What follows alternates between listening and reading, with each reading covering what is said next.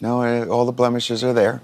You know, you see your life flash before your eyes just before you pass away. I don't think I'm dead. Jon Bon Jovi, an icon, a legend, and the voice behind some of the most unforgettable rock anthems. For decades, he has captivated audiences worldwide with his powerful voice and electrifying stage presence. But behind the glitz and glamour, behind the sold-out stadiums and countless awards, Jon has been silently battling a heartbreaking condition that threatens the very thing that made him a superstar, his voice. What tragic diagnosis has he been struggling with? And how has it changed his life forever? Early struggles and unstoppable determination. Born John Francis Bon Jovi Jr. in 1962 in New Jersey, Jon grew up in a working-class family. His father was a barber and former Marine, while his mother was also a former Marine. From a young age, music was his greatest passion. He participated in talent shows, played musical instruments, and dreamed of making it big in the music industry.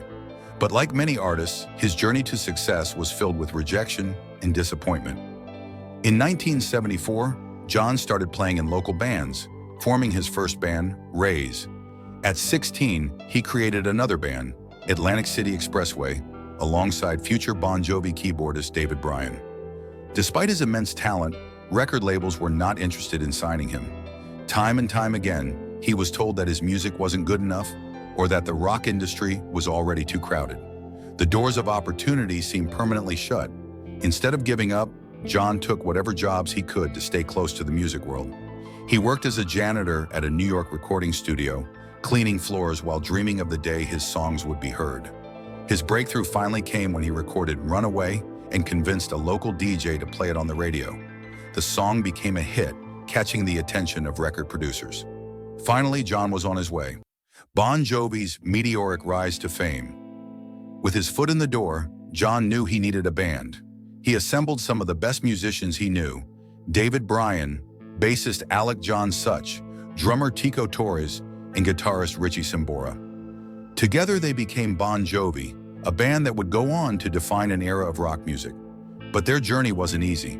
During their early days, the band struggled financially. Richie Sambora once recalled how they lived together in a small Philadelphia apartment during winter, sleeping on the floor without proper heating or food. Despite the hardships, they pressed forward, determined to make their mark. Their persistence paid off when they released their second album, Slippery When Wet, in 1986. With massive hits like Livin' on a Prayer and You Give Love a Bad Name, Bon Jovi became global superstars. The price of success: exhaustion and emotional toll.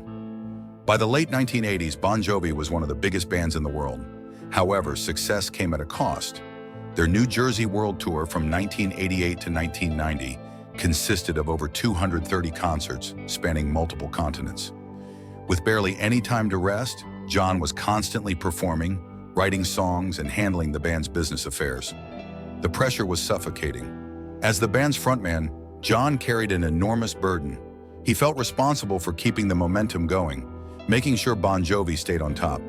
He was emotionally and physically drained, but the expectations were relentless.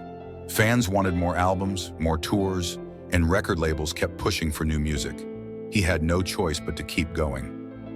A dark moment, the breaking point. Jon's exhaustion reached a breaking point in 1991. While driving along the Pacific Coast Highway, he found himself in a deep emotional crisis. He later admitted that he had considered jumping out of the moving car, overwhelmed by stress and despair. "I was as low as I could imagine myself being. I was drinking, being miserable, and contemplating ending it all. It took everything I loved until I finally took control," Jon confessed. Then one fateful night, it all came crashing down. Mid-performance, Jon suddenly felt his body shutting down. His legs felt like lead, his breathing became labored, and his vision blurred. He tried to push through, but the years of pushing himself beyond his limits had finally caught up with him. In the middle of the show, he collapsed on stage. Crew members rushed to his aid and the music stopped. The audience watched in shock as their rock hero was carried off. Facing the truth, the need to slow down that night was a wake-up call. Jon realized he wasn't invincible. His body had been giving him warning signs for years, and now it was demanding rest. When the tour ended, Bon Jovi took their first real break in years. But while the band could take time to recover, something even more devastating was silently taking hold of Jon. The devastating diagnosis. By the early 2000s and 20s, fans started noticing something was off. Jon's voice, the powerful instrument that had defined Bon Jovi's sound, began to weaken. He struggled to hit the high notes, adjusted song keys during live performances, and sometimes avoided certain vocal sections altogether. Many assumed it was just the natural effect of aging, but Jon knew it was something worse. After a particularly difficult performance in Nashville in 2022, Jon asked his wife, Dorothea, for her thoughts. Her response was brutally honest. It wasn't your best. It was the moment he knew he had to seek professional help. A singer's worst nightmare, vocal atrophy. Medical tests confirmed Jon's worst fear. He was diagnosed with vocal atrophy, a condition where the vocal cords weaken and deteriorate over time. In Jon's case, one vocal cord had thickened abnormally, while the other had thinned significantly. It was a devastating diagnosis that left him emotionally shattered. For a singer, losing one's voice isn't just a professional setback, it's an identity crisis. Jon had built his entire life around his voice, and now it was failing him. But instead of giving up, he chose to fight back. A long road to recovery, determined to save his voice, Jon underwent vocal fold medialization surgery in June 2022. The procedure aimed to restore balance to his vocal cords, but the recovery process was slow and painful.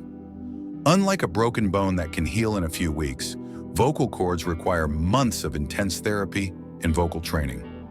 Jon worked with top vocal coaches, relearning how to sing, breathe, and protect his voice. He focused on vocal exercises, warm-ups, and healthier habits. Fellow artist Shania Twain, who had undergone similar surgery, offered him guidance and support throughout his recovery.